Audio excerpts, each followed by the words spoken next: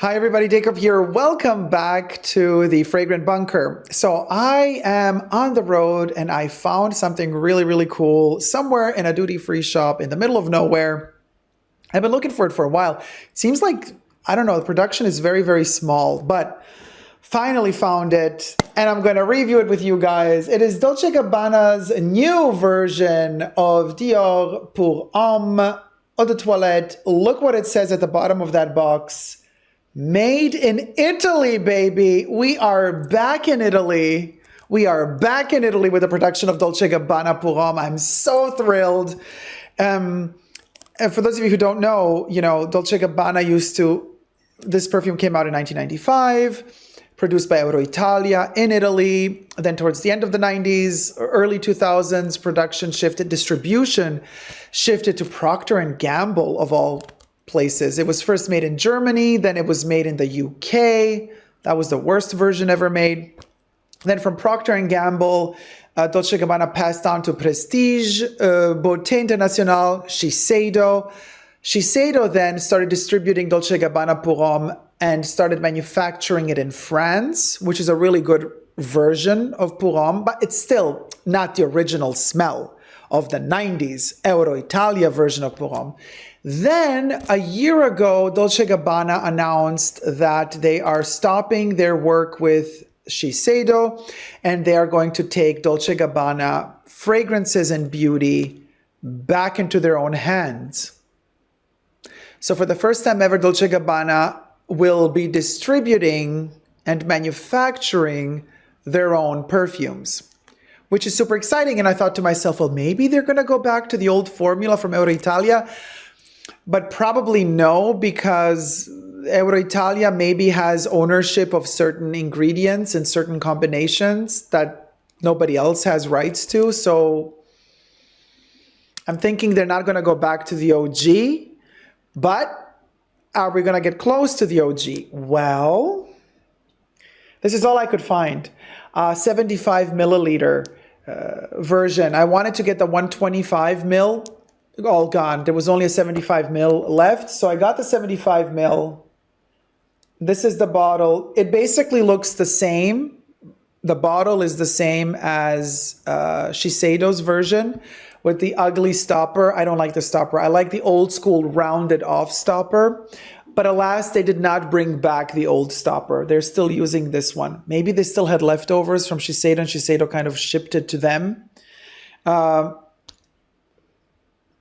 But what is really interesting is that when you flip it in the back, for some reason, maybe because this is the first version of the new formula, so Dolce Gabbana are telling us what's inside the perfume a little bit. So in the back of the box, we have lemon, clary sage, and coumarin listed.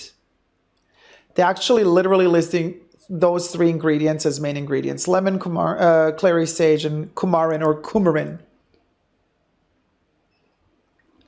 Here goes. Let it flow. Let it flow. Okay. So this perfume is quite synthetic in its opening notes, but that's not a big issue. Why am I saying this? Because this perfume has always been synthetic, even in the 90s. Sorry, I just sprayed it all over my mirror here.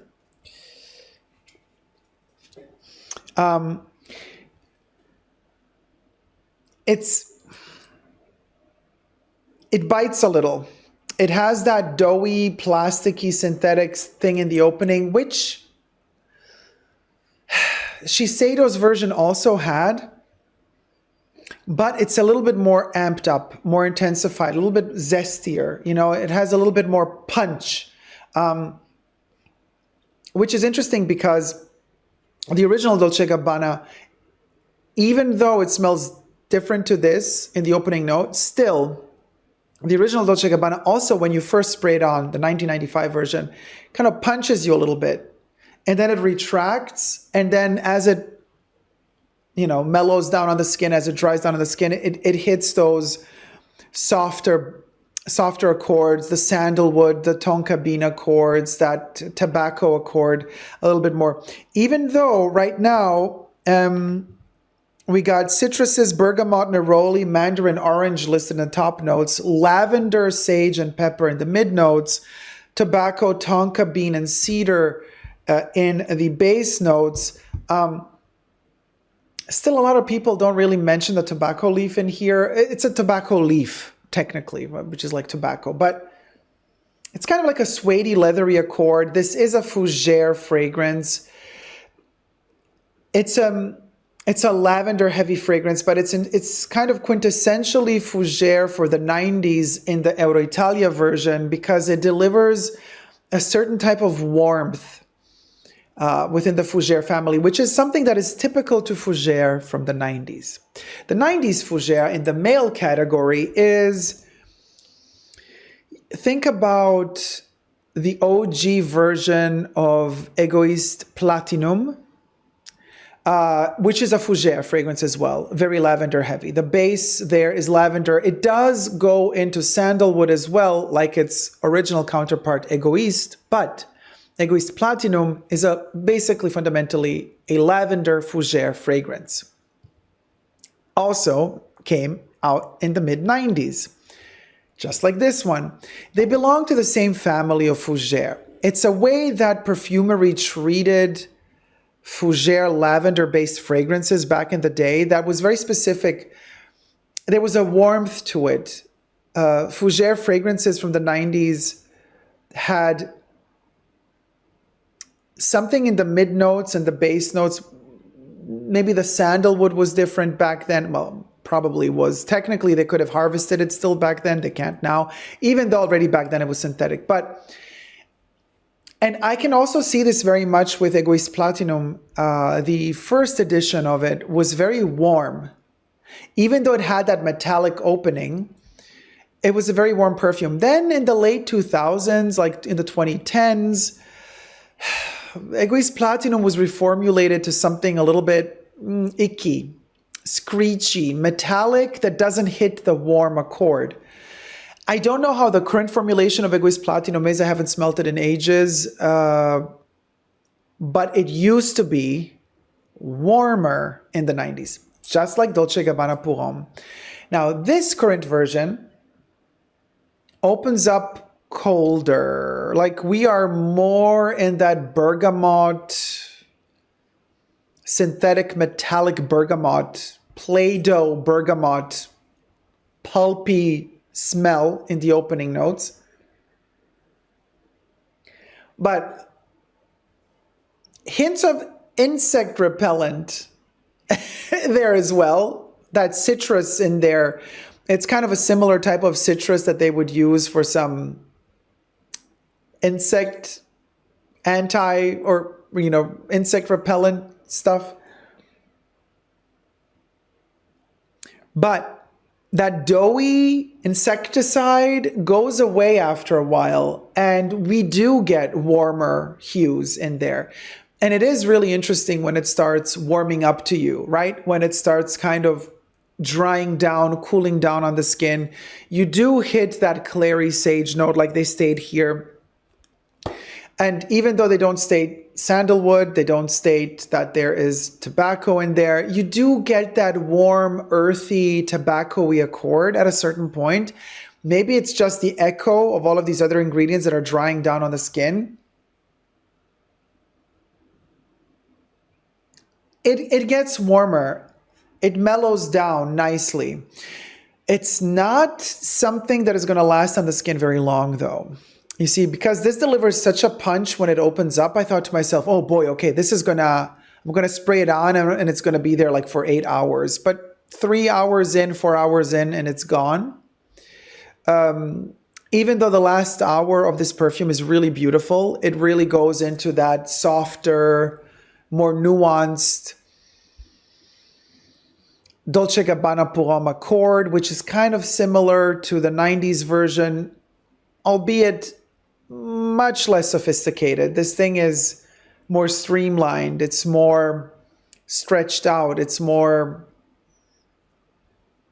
clean in many ways, even though I'm really happy to note that the dry down of this one is more high-pitched in a good way, in a better way than the Shiseido version. I adore the Shiseido version for whatever it's worth, because I do like that kind of French sophistication that they added to the formula of Dolce Gabbana Pour Homme. But now that it's going back to Italy and it's made in Italy again, the batch code I got was, what is this? 00, no. Is this DD or 00? I can never see the difference between letters and numbers. So I don't know if this is DD068AR1 or if this is 00068AR1. I can try to show it to you as close as I can. You won't be able to see it. It's insanely little. Another difference is that the Shiseido version actually had it etched or lasered into the bottom. The information about the perfume was kind of lasered or etched into the bottom of the bottle, into the glass. Dolce Gabbana Pour Homme, made in Italy, they went back to the stickers. And if you remember, the stickers were the way to go when Dolce Gabbana were making the perfume with Euroitalia, the original. So we're back to that original sticker. Still not Euroitalia, but at least the sticker is very reminiscent of the original Euroitalia version of Dolce Gabbana. So it is kind of beautiful when I flip it over. Yes, it's a little bit more elegant if you etch into the glass the information about the perfume. For sure, it's more elegant. But that sticker is very nostalgic for me, and I like that the Dolce Gabbana Pour Homme sticker is back. Let me try to get in close, but then my microphone is going to be far away from me, so I'm going to stop talking for just a second to try to get close to the camera, and then I'll go back to the microphone.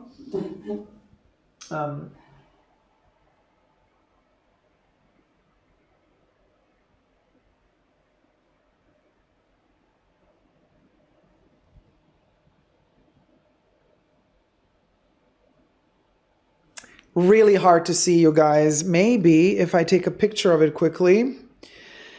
Photos sometimes work better, but my iPad is also about to, it's only at 3%, so you only have a couple of seconds before it collapses on me. Let me zoom it in as much as possible. There you go. Look at that cute sticker.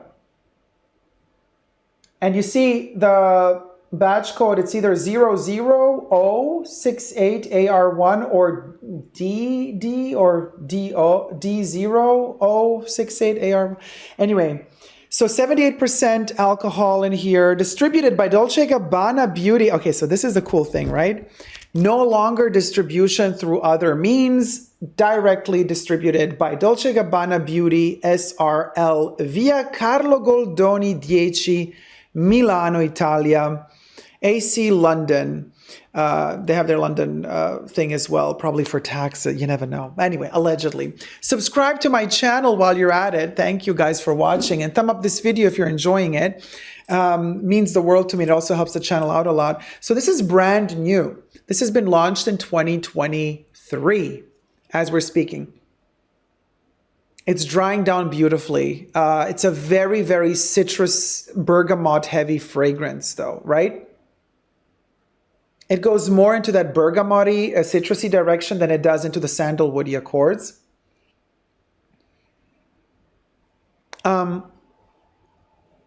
Now, from my research, it appears that Domenico, so it's basically Domenico and Stefano. Domenico Dolce and Stefano Gabbana, they own Dolce Gabbana, the two designers. Now, it seems as though Domenico has appointed his brother to be the director of Dolce Gabbana Beauty, makeup and perfumes. And it seems that they've kind of reined back to themselves full ownership of their beauty range and perfume range.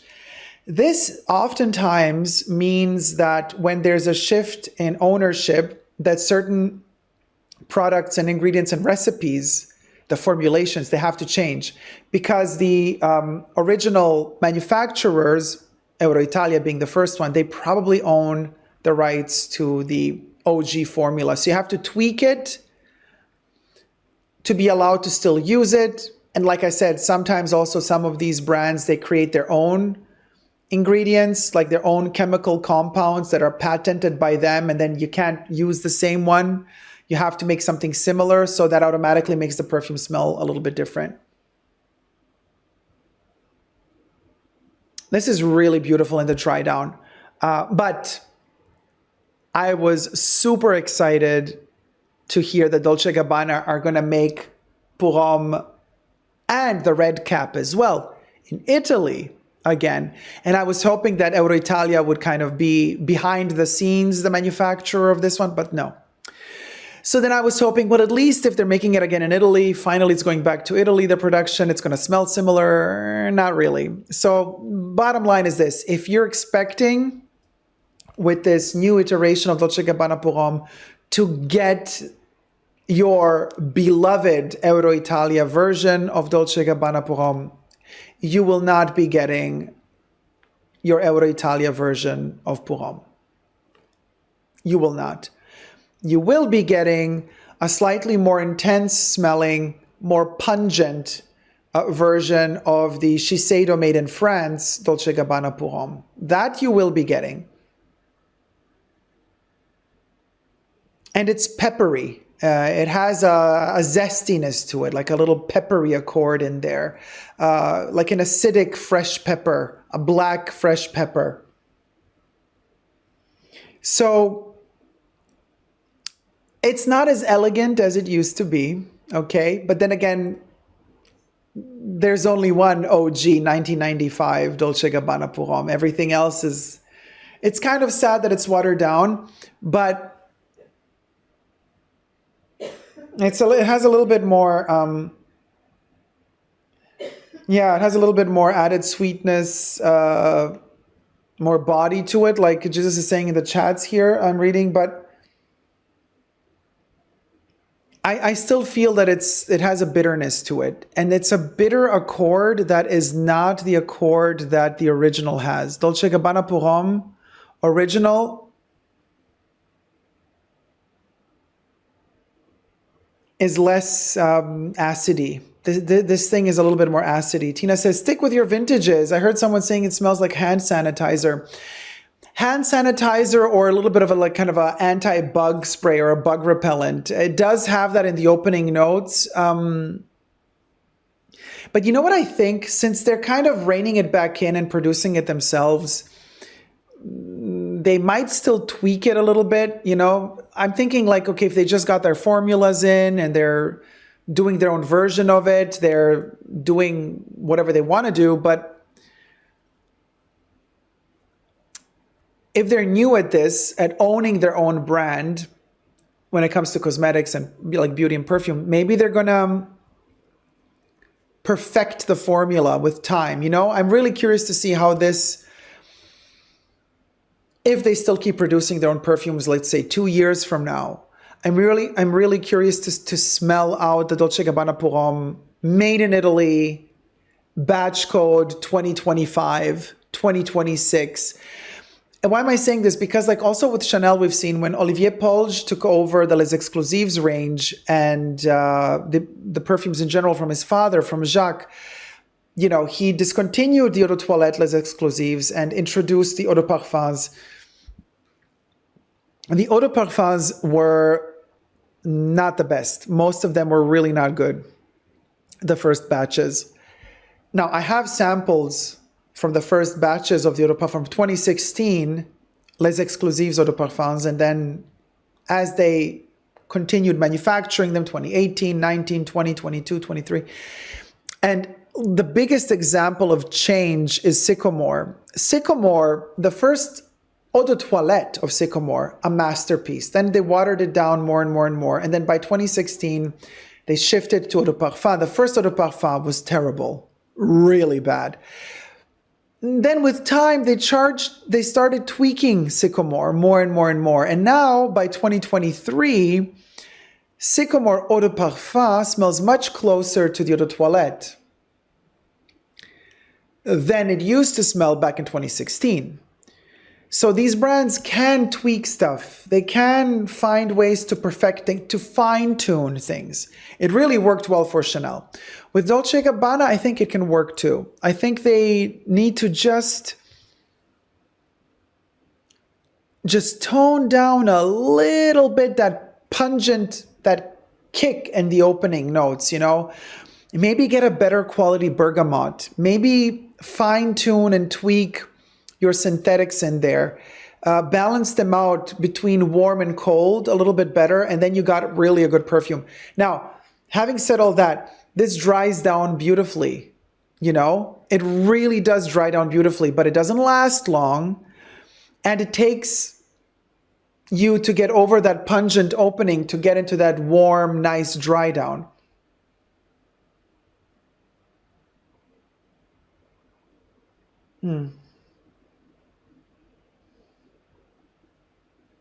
It's kind of a...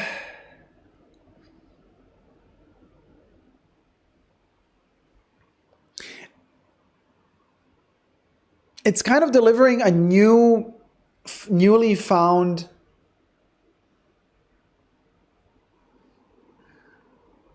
nuance to the dry down that we knew already from Dolce Gabbana 1995 Pour Homme.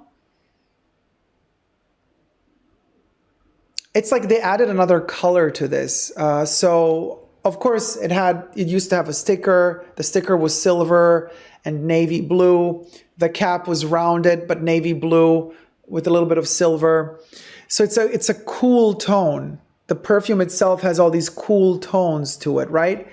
But now it feels like they've added an ingredient that makes it smell red. You know, they've added that streak, like a streak of red inside of that blue. And the red kind of shocks you a little bit. I have here two gelatins that I use for my spotlights. So it's like, this is like Dolce Gabbana Pour Homme. And now as it dries down, it kind of, they've added this red hue. And then when they overlap, sorry, it's like my green screen is going berserk. And then when they kind of overlap, you get this hue, you see? You get this kind of purpley tone. So I think the current Dolce Gabbana Pour Homme is in this area here. It's giving me there's warmth in this. So the blue has a little bit of that red. And when that red seeps into the blue, you get that purpley vibe, which coincidentally is kind of the color of the flower lavender. It is a purple, it is a purple hue. So I say, you know, is it worth it? Yes, it is, because it's still much better than the Procter & Gamble version used to be. It's a little bit more intense than the made in France Shiseido version, but it's still not Euroitalia. So for the Dolce Gabbana Pour Homme lovers, you know, if you can't get the vintage, this is a fine version, the made in Italy, current by Dolce Gabbana distributed version of Dolce Gabbana Pour Homme. But don't put your expectations too high. It's not the 90s version, you know, it is something else, reminiscent of the 90s version.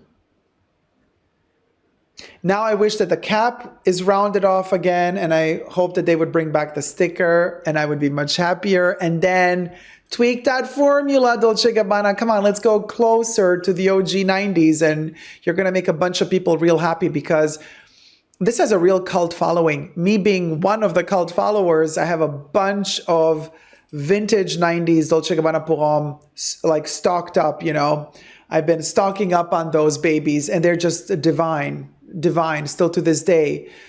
Still to this day, one of my favorite fougères, you know, it's just a perfume I always gravitate towards. And you best believe every time they release a new version, a new formula, not necessarily flanker. I'm not a big fan of Dolce Gabbana Pour Homme flankers, okay? I'm not a fan of light blue.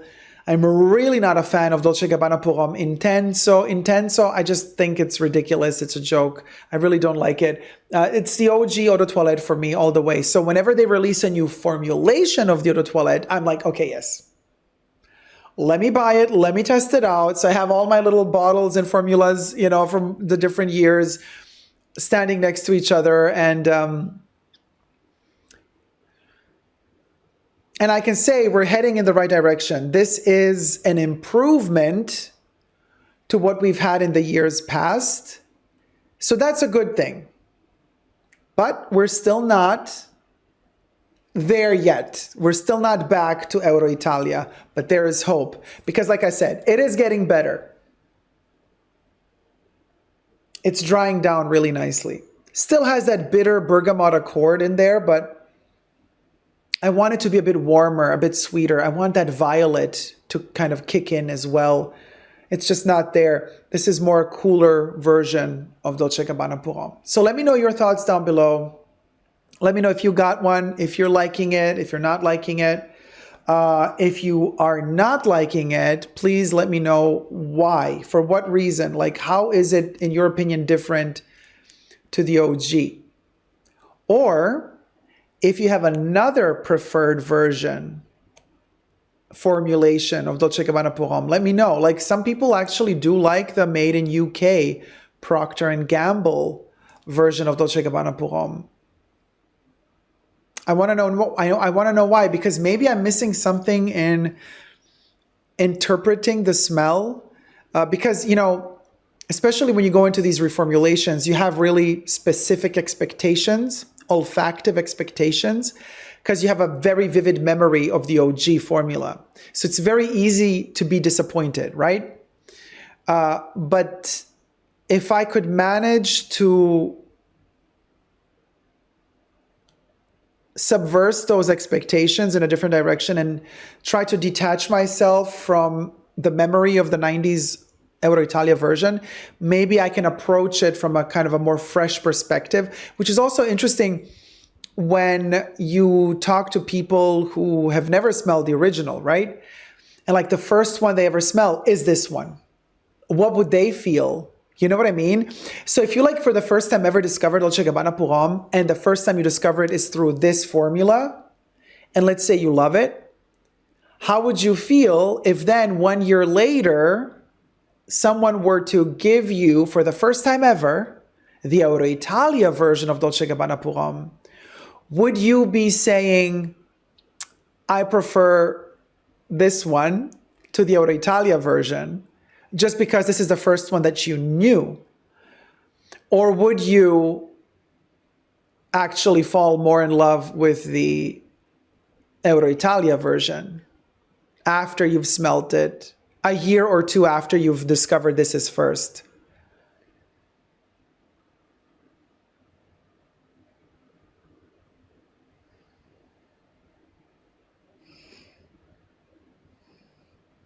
Oh my gosh, you know what I just discovered? Wow. Hold it a second here, you guys. I didn't think to do this a day ago when I already tested this out. I'm doing it now. So as it's drying down, first of all, I can see the glistening on my hand. It has an oily consistency. That's a good sign. But second, when I blew hot air through my nostrils onto the perfume, I kind of popped the molecules free. And then it's a trick I do. You know, it's always great to do it in the dry down particular. You kind of blow on and then you inhale. You pop the molecules, then you inhale them, and they just smell divine. When I do that with this one,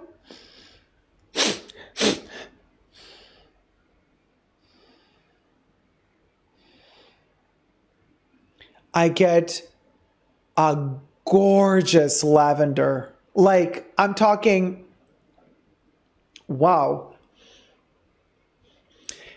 You know how it smells when you warm it up and inhale it? It literally smells like the little fluffy, flocked bits of the lavender flowers. You know, when you kind of rub a lavender flower in your hands, it has that like fluffy, flocked feel to it. And then you smell your fingers and it's kind of an oily smell. That's exactly how this smells. Like a Sicilian vibe of lavender.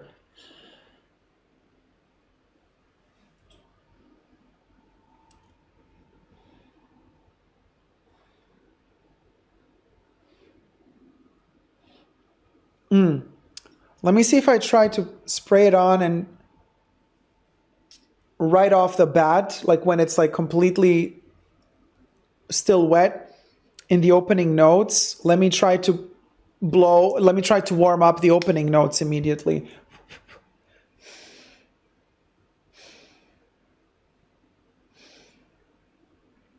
Very soapy, very heavy, very citrus heavy.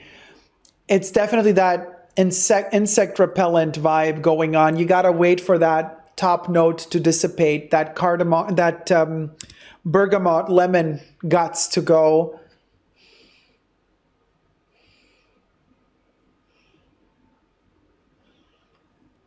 The dry down is really lovely.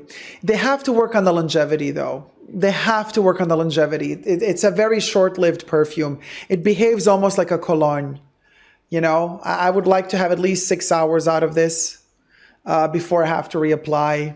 So there's that, because it's not a cheap perfume, you know, they're treating this like their top tier category fragrance. So you will be spending $70 for 75 mil or $80. But it's good. We're on the right path. It's definitely good. Can be better. Let me know your thoughts down below. And until next time, never forget to never give up on love. Love you loads. Bye. Mwah.